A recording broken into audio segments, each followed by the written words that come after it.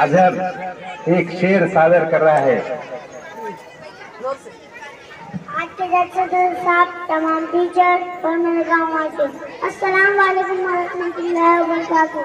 आजाद हिंदुस्तान खुशियों के गा रहा है, आजाद हिंदुस्तान खुशियों के गा रहा है, सर पर तिरंगा झंडा लहरा दिखा रहा है।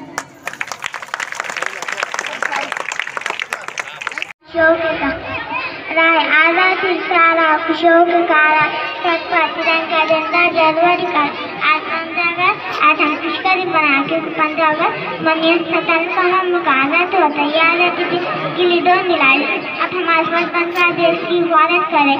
ऐ मेरे वतन के लोगों जरा याद करो, ऐ मेरे वतन के लोगों जरा याद करो, जो शहीद हुए उनकी जरा याद करो कुर्बानी। अल्लाह।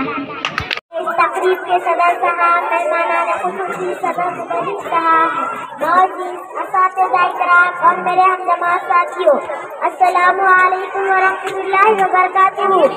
आज 15 अगस्त मोहतरम सामाईन, हर साल की तरह इस साल भी हमारे स्कूल में यौम आज़ादी का जश्न बड़े जोश और खरोश के साथ मनाया जा रहा है, क्योंकि आज ही के दिन 15 अगस्त 1947 को हमारा मुल्क आज़ाद हुआ।